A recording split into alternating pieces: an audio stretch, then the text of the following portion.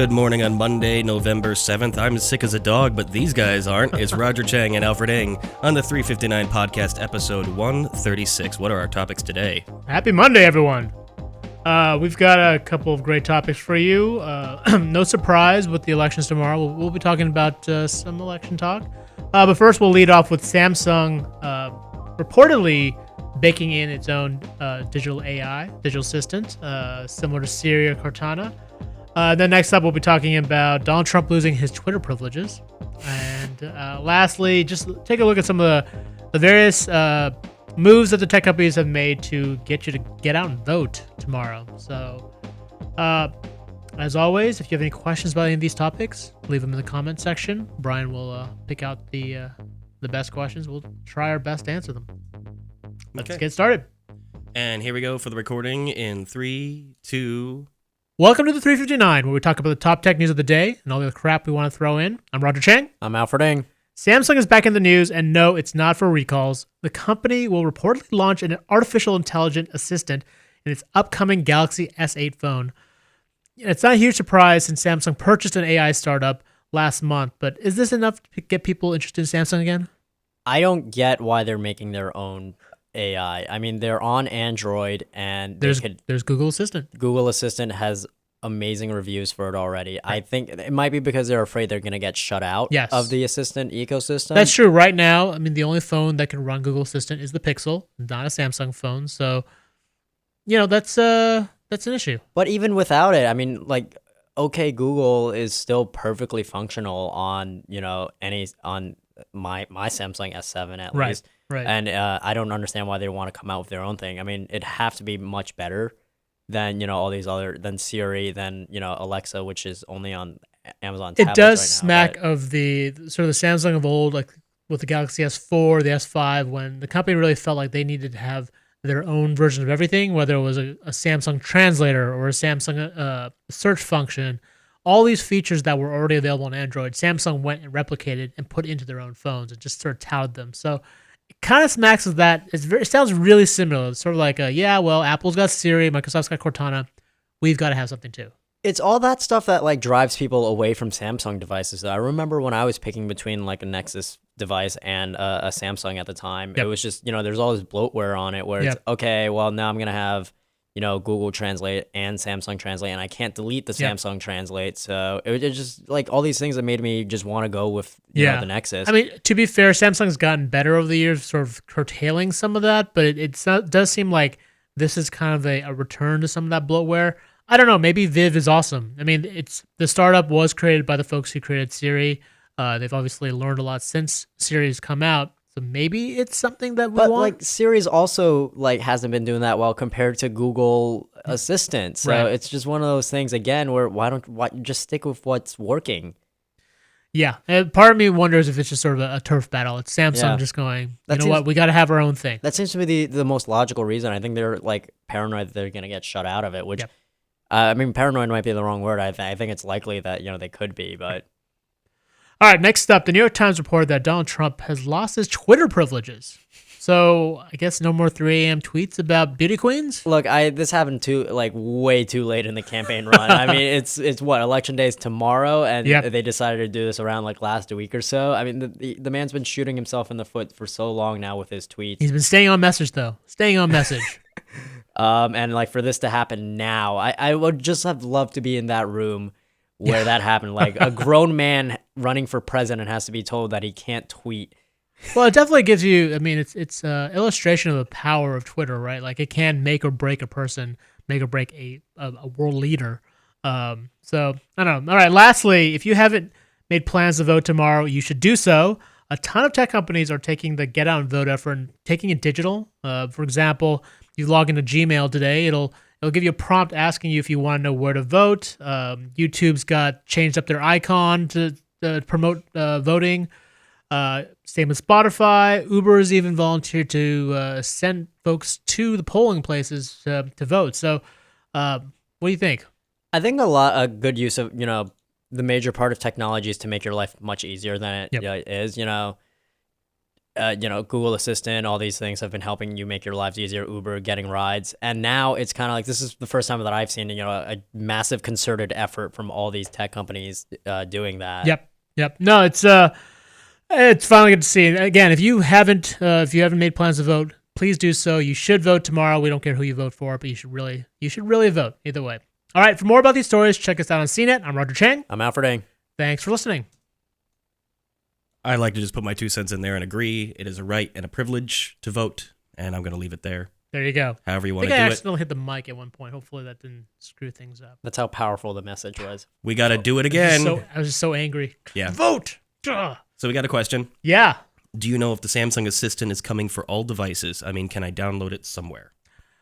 We have no idea at this point. Like it is likely, a startup they just purchased last month. So, which seems kind of weird that they would integrate this so late in the game, because usually it takes about 12 to 18 months to create a phone.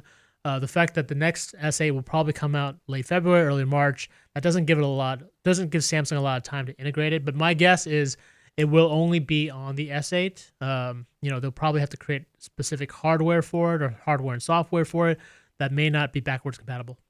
Can you even download assistants? No, not that I'm aware of. Usually they're pretty baked in. Yeah. Yeah. Just like the bloatware.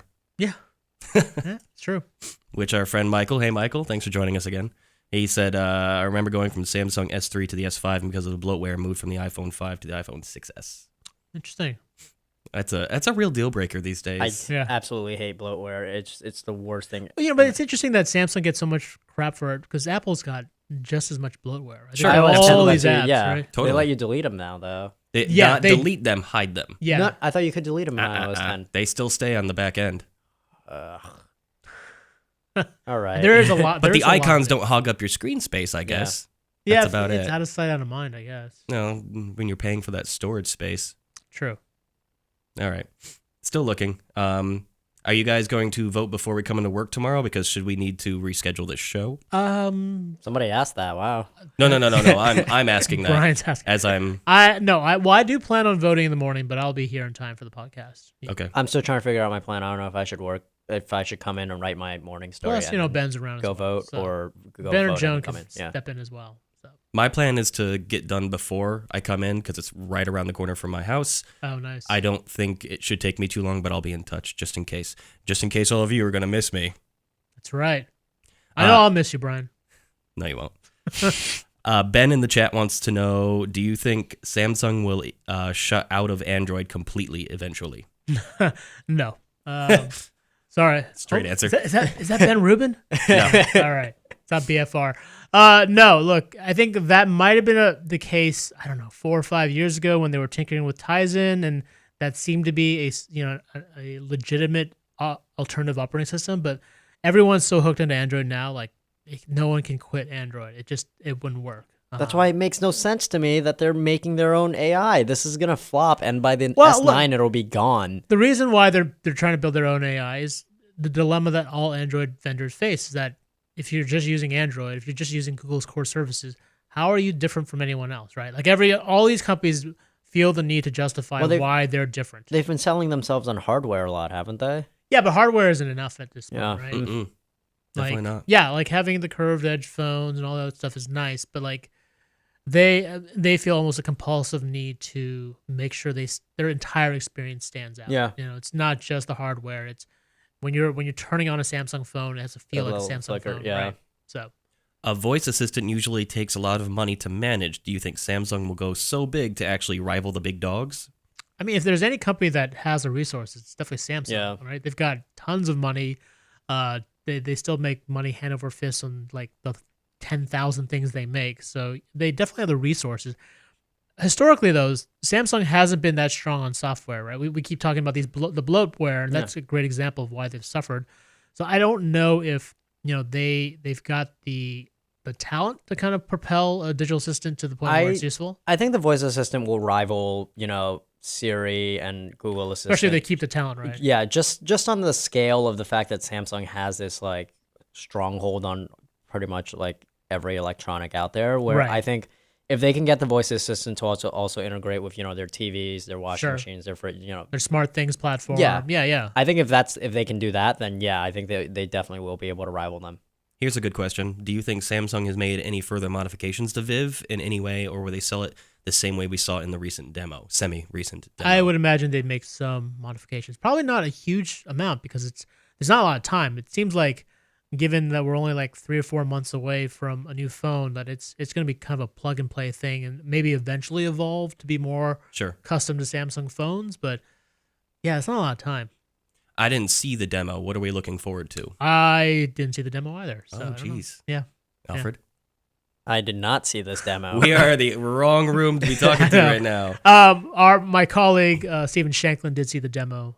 So if you guys are really interested, we can follow back with answers. Yeah, we'll check in with him. Yeah. Do you think that Samsung needs to fix the explosion issue? I think that kind of goes without saying, because a lot of other brands of smartphones are blowing up too. Samsung is not the only one. Very good point. True. Oftentimes when a phone overheats, though, it is I don't want to say it's a user's fault, but often it's the phone's structural integrity is compromised in some way that kind of gets the battery to go volatile. In this case, Samsung's case, like, people weren't doing anything weird, and they blew up. I think that's why they got such a bad rap. And it was relatively more consistent and recurring. Yes, yeah, which was important. There are far more incidents of this than any other phone that we've seen, and yeah, Samsung absolutely needs to fix this issue. Samsung needs to be completely transparent about this issue, right? We still don't know what happened, right? Yeah.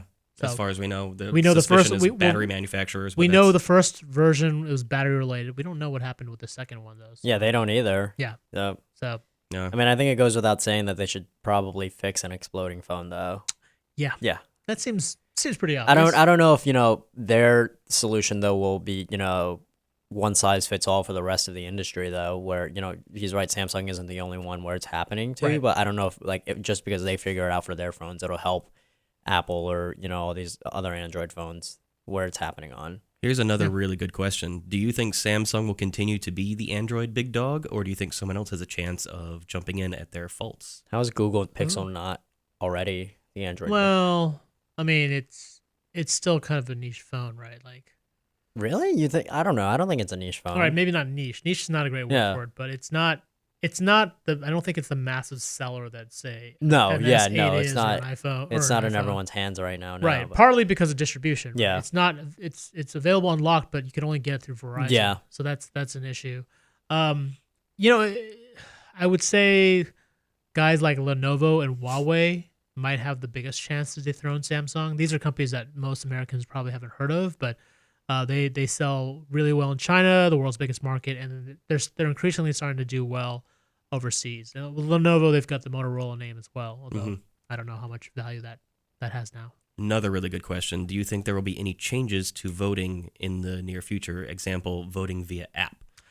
That's a great question. Bold, fascinating idea. I'm terrified at the thought of where that could fall apart, though. I don't think that's going to happen anytime soon or ever. There are all kinds of security concerns. Too many liabilities. Now. There was a conference on voting fraud and voting security that I wrote about where they briefed with FBI members and things like that. So right now, the only reason why elections haven't really been tampered with that much is because the technology is so old. Yeah. That hackers can't really break into it and adjust it. You can do it, but you'd have to go into where the voter registration stuff, not registration, your polling station is, and then it'd be some straight up Ocean's 11 type stuff. Take out the computer and replace it with a chip on the inside. That's how old they are. So it's in a sense it's possible, but it's extremely difficult to do it. Right, and you couldn't do it on a wide scale. No, because they're not. None of those devices are connected to the internet or anything like that. So it's just one of those things where it's you'd have to be there in person to do it, and I think that's the best security measure for it. Just be offline. So I think if you want the most secure and fraud-free election possible, I don't think it's gonna happen on an app anytime soon. Gotta keep it old school. That being said, though, people are really lazy, so that demand might grow at some point. Well, think about it. That's the merit of it. Is you'd get everybody, virtually everybody, would be like, all right, easy enough. But on the flip side, the down part to that is everybody, right?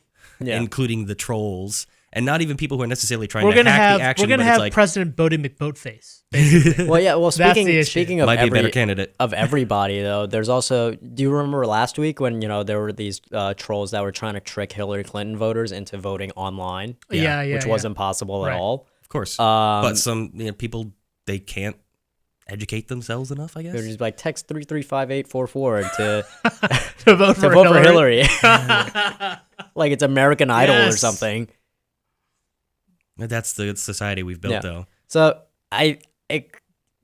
to answer the question, I think it could be possible, but like I don't think people are gonna bite on that. It's very much an intriguing idea. Yeah. Oh yeah, but I am definitely. legitimately afraid of the outcome. In a perfect world, it would definitely be there. In a perfect world where there's no trolls, everyone is an educated voter, and there's no no- such thing as hackers. Right.